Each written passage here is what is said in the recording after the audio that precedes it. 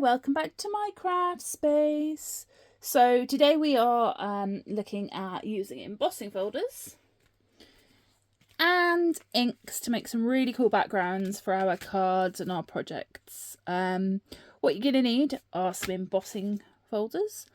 Any embossing folder will do. Then you're going to need some ink. So I use the Stampin' Up inks. I love the Stampin' Up inks. I have Stampin' Up inks as my main go-to. But any water reactive ink and water-based ink will work. Then you're going to need some cardstock. So I've cut most of these down to 5 by 7, which is my typical card base size. Then you're going to need an ink dobber. I have loads of them here.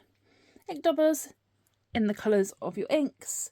And then your die cutting machine or embossing machine of choice. My machine of choice is the Sizzix Big Shot. I love it. It's very versatile. It does what I need it to do. She's a workhorse. I've had this one for years, and prior to this I've had another one.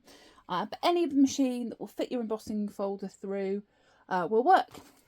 So for this one, what we're going to do is take our embossing folder and apply our ink directly to the folder. So we're going to go, I'm going to start with, let's try this one. So this is a Dreamcatcher.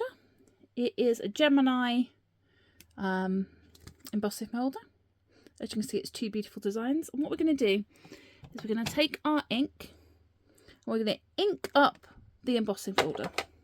So there are 2 ways you can do this. Either ink up the side that stands proud. Do ignore my grubby fingers, I've been in the craft room all afternoon.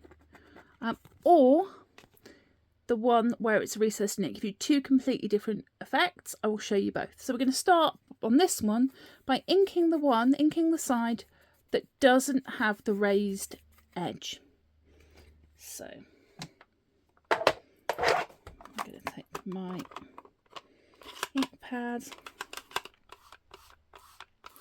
and we're just going to liberally apply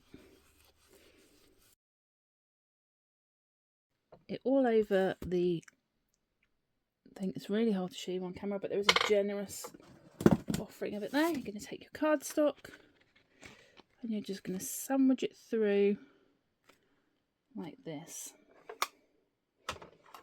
So there's 2 ways of doing this. Straightforward like this as a sandwich, or by spritzing water. So we're going to see what it looks like before we spritz water to it. And just run it through my Big Shot.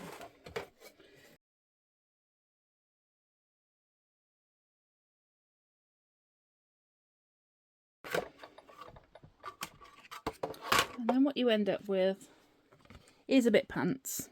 I'm going to try it again, but this time I'm going to apply water and we'll see the difference. So we're going to do exactly the same on exactly the same side of the plate. Purple for the outside.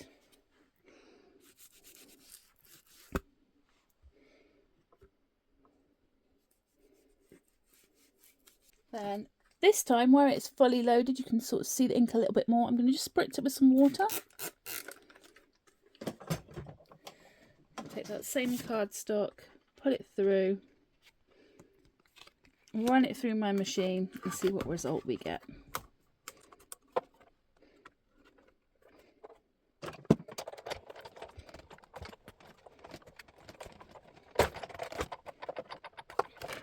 And let's see, there you go.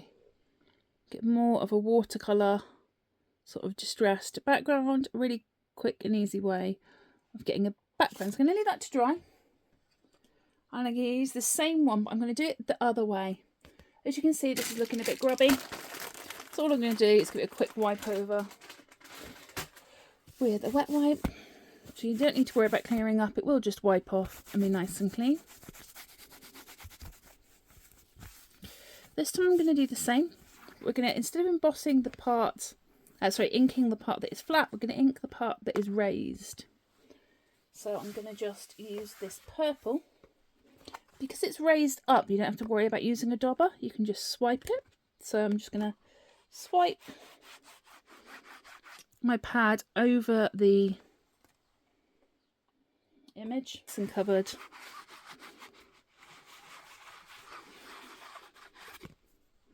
All the way to the edges. It's really hard to show you, but you can see where you've been. I'm going to then spritz it with water. Little bit of cardstock.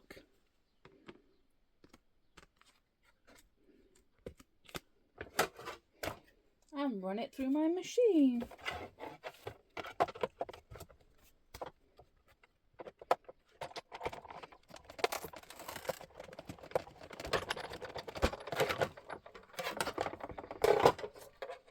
And that then gives you a beautifully embossed and coloured image all in one. So I'm going to play around with this technique and see what happens, but it's quite a nice way of getting some instant colour onto an image.